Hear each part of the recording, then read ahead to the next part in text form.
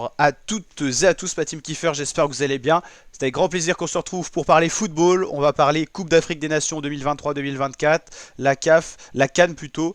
On a déjà fait quelques vidéos, on a été un petit peu plus discret hier, on n'a pas eu trop eu le temps, mais là on se retrouve pour le match Maroc-Tanzanie et on va en profiter pour faire un point pour ce qui s'est passé ailleurs dans la compétition.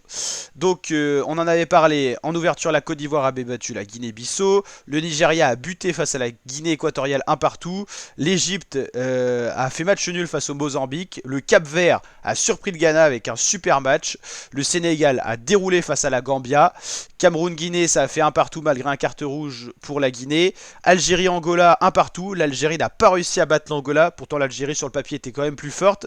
Le Burkina Faso a battu la Mauritanie.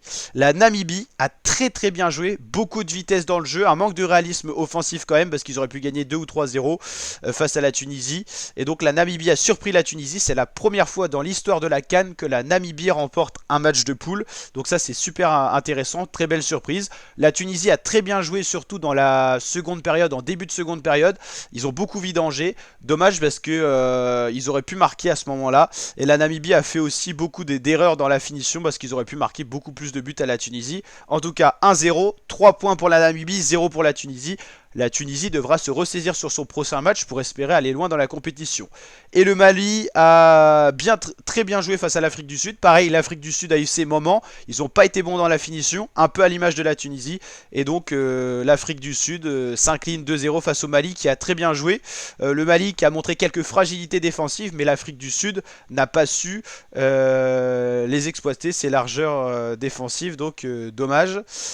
J'étais en train de rechercher le surnom de l'Afrique du Sud, parce que j'adore ce surnom-là. On l'avait entendu en 2010 quand la France avait affronté l'Afrique du Sud en Coupe du Monde. Mais je me souviens plus du surnom, dommage, j'espère que ça me reviendra d'ici la fin de la vidéo.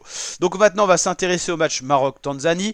Maroc nettement favori, cote 1,23, c'est normal, ils sont très bien classés au classement FIFA vu qu'ils ont été jusqu'en demi-finale de la dernière Coupe du Monde au Qatar. Oui c'était ça, au Qatar, face à la Tanzanie qui a une cote de 17. Mais on le sait, il y a des surprises, des matchs nuls inattendus, donc à voir ce que ça va donner. Le Maroc reste quand même sur de très beaux résultats, 3-1 face à la Sierra Leone, 2-0 face à la Tanzanie, 3-0 face au Liberia et un partout par contre face à la Côte d'Ivoire, équipe pays qui accueille cette Coupe d'Afrique des Nations. La Tanzanie, c'est des résultats moins glorieux. Défaite 2-0 face à l'Égypte de Mohamed Salah. Défaite justement 2-0 face à ce même Maroc. Et victoire 1-0 face au Niger. Les Marocains, vous l'avez compris, nettement donné favoris de ce match. Mais attention, c'est pas encore fait. Pour les groupes, on voit bien qu'en tête du groupe A, c'est l'équipe ivoirienne. Tout s'est bien passé pour l'entrée en compétition. Guinée-Nigeria, 1 point. À savoir qu'il y a les deuxièmes qui sont qualifiés direct pour les huitièmes, mais aussi les 4 meilleurs troisièmes. Donc on s'intéressera à ça aussi. Le Sénégal, dernier tenant du titre, a très bien commencé aussi. Le Cap-Vert a bien commencé. Burkina Faso, c'est bien parti aussi.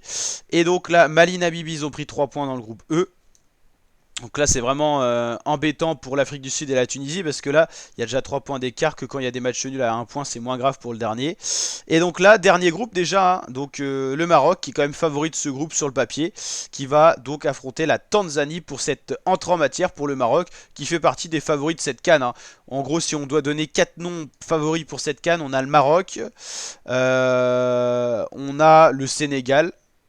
Le Sénégal, dernier tenant du titre, vous l'avez compris. On a la Côte d'Ivoire à domicile qui a une belle équipe. Et là, c'est les 3 gros favoris. Et après, on a quand même l'Algérie qui a une belle équipe sur le papier, mais qui n'arrive pas forcément à exploiter ses qualités. Tout comme la Tunisie qui a une belle équipe. La Tunisie et Algérie, c'est des équipes qui ont le niveau d'aller à la Coupe du Monde. Le Ghana, normalement, sur le papier, c'est pas mal, mais là, ça n'a pas été glorieux. Donc voilà, à voir ce que ça va donner. Voilà pour cette vidéo, ce match Maroc-Tanzanie et ce petit bilan de la CAN. On suit bien sûr la CAN en intégralité sur la chaîne YouTube. Donc n'hésitez pas à vous abonner, activer la petite cloche des notifications, likez la vidéo avec le petit pouce bleu des familles quand ça vous plaît. Et je vous dis à très bientôt ma team pour de prochaines vidéos. Objectif 30 000 abonnés d'ici la fin de la CAN. Et je sais que vous êtes beaucoup à suivre la CAN sur la chaîne YouTube. Donc on bombarde en max, on monte aux 30 000 abonnés et on kiffe ensemble cette Coupe d'Afrique des Nations. Et on fera bien sûr l'intégralité des matchs au niveau des huitièmes. Pour l'instant on fait certains matchs et surtout les gros matchs qui vont arriver en deuxième journée. On va avoir beaucoup de chocs, on en parlera d'ailleurs dans la prochaine vidéo qui sortira sur la CAN.